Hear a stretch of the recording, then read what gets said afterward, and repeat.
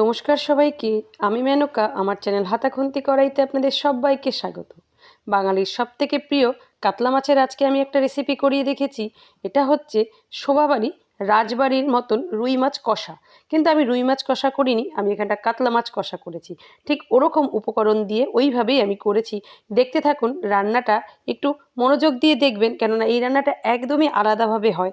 আর এই রান্নার মশলাও একদমই আলাদা টাইপের মশলা দিয়ে এই রান্নাটা হয়ে থাকে। তাই চলুন আমি আপনাদের সাথে আজকে শেয়ার করি কাতলা মাছের কষা। আমি এখানটা 4 পিস মতন কাতলা মাছের পেটি নিয়ে নিয়েছি। এই রান্নাটা পেটি দিয়েই সবথেকে বেশি ভালো হয়। একান্তই যদি পেটি পছন্দ না হয়, গাদাও নিয়ে নিতে পারেন। আমি মাছের পেটিগুলোকে একটুখানি নুন হলুদ মাখিয়ে নেব। নুন হলুদটা মাখিয়ে মাছটাকে কিছুক্ষণের জন্য আমি একটু রেখে দেবো। এই রান্নাটা কিন্তু একদমই আর 5টা রান্না থেকে একদমই আলাদা হয়। আপনারা রান্নাটাকে একটু মনোযোগ করে দেখবেন আর শেষ অবধি দেখবেন। যদি না দেখেন তাহলে হয়তো মিস করে যাবেন। আর এখানটা আমি নিয়েছি বড় চামচের 1 চামচ টক দই, আর ছোটো চামচ হলে 2 চামচ টক দই হবে। আমি বড় চামচে এক চামচ টক দই নিয়েছি, আর এর মধ্যে নিয়েছি একটা বড় সাইজের পেঁয়াজ। এখানটা যদি চামচে ধরেন তাহলে 2 চামচ, বড় বড় 2 চামচ পেঁয়াজ হবে। আমি এখানটা 4 থেকে 5 পিস মাছের মশলা দেখাচ্ছি। যদি একটু বেশি মাছ হয় একটু মশলা বাড়িয়ে নেবেন। 1 চামচ দিয়েছি কাশ্মীরি লঙ্কার গুঁড়ো, আর 1 চামচ দিয়েছি এমনি যেই ঝাল লঙ্কাটা খাই আমরা ঘরে সেই লঙ্কার গুঁড়ো। ব্যাস। এইবার দেবো এর মধ্যে 1 চামচ জিরের গুঁড়ো, আর দেবো এখানটা 1 চামচ আমি ধনের গুঁড়ো। জিরে আর ধনের গুঁড়োটা সম পরিমাণের দেবেন। এইবার এটাকে আমি একটা পেস্ট মতন বানিয়ে নেব। এটাকে আমি এখানটা আমি আর 1 চামচ দেবো, সেটা হচ্ছে হলুদ। 1 চামচ হলুদ দেব। দিয়ে আমি সব মশলাগুলোকে ভালো করে চামচের সাহায্যে একটা পেস্ট গুলিয়ে নেব, পেস্টের মতন এটাকে বানিয়ে নেব। মশলাটাকে ভালো করে একটুখানি মেখে নেবেন।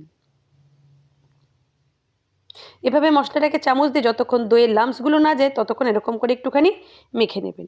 এই পেস্টটা আমার রেডি হয়ে গেছে। আর হ্যাঁ, এখানটা আমি 1 চামচ, মানে পুরো রান্নাটায় যতটুকু নুনের প্রয়োজন আমি আমার স্বাদ মতো নুন দিয়ে দিয়েছি। এইবার হয়ে গেলে তখন একটু চেখে দেখে নেওয়া যাবে নুনটা কম বেশি হলো কিনা। এবার আমার আরেকটা মশলার দরকার, সেটার জন্য আমি নিয়েছি কয়েকটা, এখানে মানে মাপে যদি বলেন 25 গ্রাম মতন কাজু বাদাম নিয়েছি, কিশমিশ নিয়েছি, আর এই 6-7টা কাজু বাদাম নিয়েছি। 25 গ্রাম মতন কিশমিশ আর 6-7টা কাজু বাদাম আমি একটু জল দিয়ে একটা পেস্ট বানিয়ে নিয়েছি। আমার ওই মশলাটা আর এই কাজু বাদামের পেস্ট দুটোই রেডি হয়ে গেছে। এইবার চলুন মাছটা কীভাবে রান্না করতে হবে সেটাই করি। আমি কড়াইতে 2-3 চামচ মতন একটু তেল দিয়ে দিয়েছি। আর এই রান্নাটা একটু রিচ হয়। এটা পুরোপুরি একটা আলাদা রাজকীয় স্বাদ, মানে রাজবাড়ির রান্না বলে কথা, একটু আলাদা তো হবেই বলুন। আর একটু রিচ, রান্নাটা একটুখানি রিচই হয়।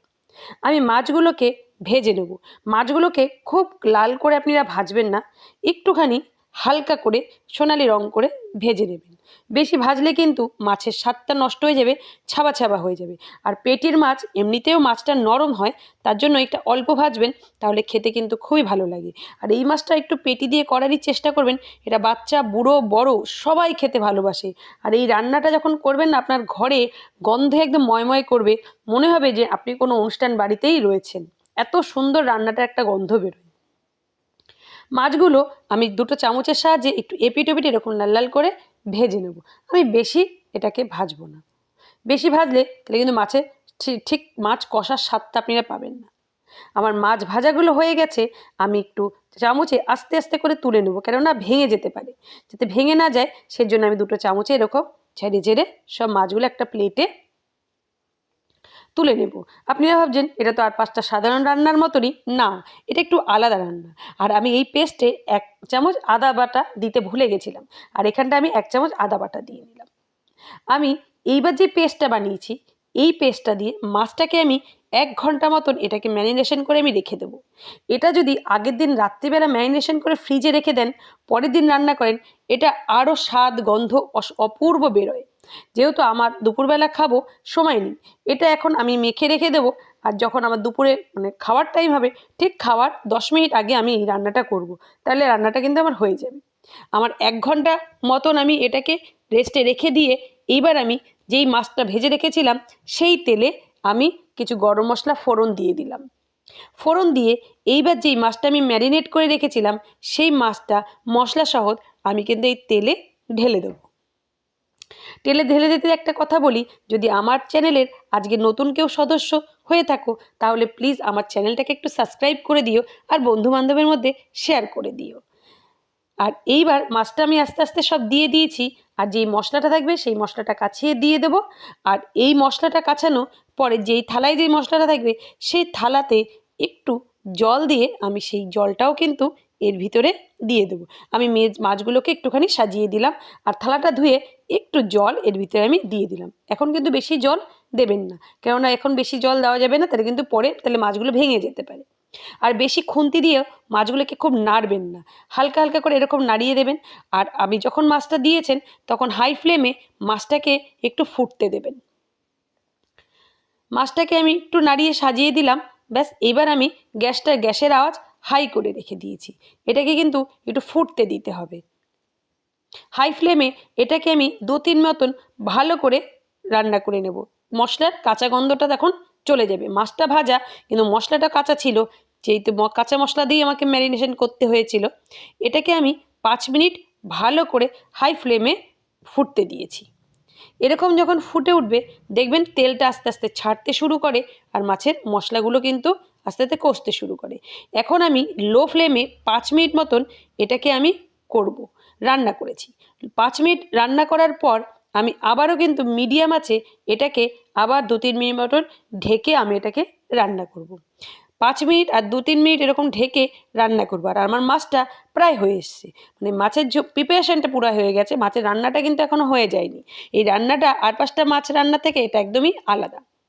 আমার রান্নাটা যেই হয়ে যাবে দেখুন মাছটা আমার সেদ্ধ হয়ে গেছে, একদম নরম হয়ে গেছে, মানে নাড়তে গেলেই মানে খুন্তি দিয়ে ভেঙে ভেঙে যাচ্ছে এরকম একটা ব্যাপার। তাই বেশি কিন্তু এটাকে নাড়া যাবে না। আমি 2-3 মিনিট মতন আবার এটাকে ঢেকে দিয়েছি। ঢেকে দেওয়ার পর মাছটা এত নরম হয়ে যাবে, আপনি এরকম 2টো চামচের সাহায্যে একটা প্লেটে আপনি মাছগুলোকে নামিয়ে নেবেন। মাছটা আমার পুরো সিদ্ধ হয়ে গেছে আর মশলাটাও কিন্তু একদম কষে গেছে, কষে মশলার কাঁচা গন্ধটাও চলে গেছে। এই পর্যায়ে এটা কিন্তু অসাধারণ একটা স্বাদ হয়। আমি কথা দিলাম আপনি যদি এইভাবে রান্না করেন আপনি প্রশংসা অবশ্যই পাবেন, আর নিজে খেয়েও তৃপ্তি পাবেন, লোককে খাইয়েও তৃপ্তি পাবেন। ভালো রান্না লোকে যখন খাবে, খেয়ে যখন প্রশংসা করবে আপনার রান্নাটা কিন্তু তখন সার্থক হয়ে যাবে। আমি যেখান থেকে রান্নাটা পড়েছি সেখানটা রুই মাছের কথা লেখা ছিল, কিন্তু আমি সেটাকে কাতলা মাছ দিয়ে করেছি। রুই মাছটা আমার ভালো লাগে না বলে আমি কাতলা মাছ দিয়ে করেছি। আর বড় রুই মাছ যদি পেয়ে যান তাহলে রুই মাছ দিয়েও করতে পারেন। মাছটা নামিয়ে নিয়ে এবার আমি যে কাজু আর কিশমিশের পেস্টটা করে রেখেছি ওখান থেকে 3-4 চামচ মতন আমি এখানটা দিয়ে দেবো। দিয়ে আমি এটাকে একটুখানি নাড়িয়ে এই মশলার সাথে কষিয়ে নেব। এখানটা একটুখানি মানে 1/2 কাপ মতন আপনারা জল দিয়ে দেবেন। 1/2 কাপ মতন আমি জল দিয়ে দিয়েছি। দিয়ে আমি এই মশলাটাকে আবার এটাকে কষাবো। আমার মাছটা কিন্তু সিদ্ধ হয়ে গেছে। এবার আমাকে গ্রেভিটাকে প্রিপারেশন করতে হবে। গ্রেভিটা আমার যখন তেল ছাড়তে শুরু করবে তখন এর মধ্যে 1 চামচ গরম মশলা গুঁড়ো আর 1 চামচ ঘি দিয়ে আপনারা একদমই ধিমে আঁচে এটাকে একটুখানি রেখে দেবেন। দেখবেন চারপাশ থেকে এটার মানে পুরো মাছের তেলটা ছেড়ে আসবে। তখন আমার এই মানে মশলাটাও প্রিপারেশন হয়ে যাবে। আমার মাছের মশলাটা মানে একদমই রেডি হয়ে গেছে, তেল ছাড়তে শুরু করে। মশলার কাঁচা ভাব, গন্ধ, একটা অসাধারণ একটা গন্ধ বেরিয়েছে, আপনাদের আমি মানে বলে বোঝাতে পারবো না। আমার দেখুন গ্রেভিটা কিন্তু একদম রেডি হয়ে গেছে। এইবার কি করবেন, এই গ্রেভিটাকে একটুখানি গ্যাসটা বন্ধ করে দিয়ে একটুখানি ঠান্ডা হতে দেবেন। যেই ঠান্ডা হয়ে যাবে তখন কি করবেন, আপনারা এই গ্রেভিটা ওই মাছের উপর দিয়ে এটাকে দিয়ে দেবেন। দিয়ে 5 মিনিট মতন এটাকে রেখে দেবেন। তারপরে গরম ভাতের সাথে এটাকে পরিবেশন করে দেখবেন, অসাধারণ লাগবে আপনার এই কাতলা মাছের কষা খেতে। এর সাথে আর আপনার কিছু লাগবে না। আজ কিন্তু আমি এই মাছ আর ভাতই রান্না করেছি, কেন এই মাছের সাথে আর কিছু ভালো লাগে না। আর যদি ভালো লাগে এটা পোলাওয়ের সাথে খুব ভালো যায় এই কাতলা কষাটা। আপনারা কিন্তু করে দেখতে পারেন, আমি অনেকবার বানিয়েছি। তাই আমার বানানো এটা মানে কাতলা মাছের মধ্যে এটা একটা মানে সবথেকে বেস্ট রেসিপি আমি রান্না করি এটা। আমি কিন্তু আজকে এটা গরম ভাতের সাথে খেয়েছি। আপনারা কী দিয়ে খেলেন আমাকে অবশ্যই জানাবেন। এতক্ষণ ভিডিওটা দেখার জন্য অনেক ধন্যবাদ। প্লিজ আমার চ্যানেলটাকে একটা লাইক, শেয়ার এবং সাবস্ক্রাইব করে দেবেন। সবাই ভালো থাকবেন, সুস্থ থাকবেন, হাতাখুন্তি কড়াইয়ের সাথে।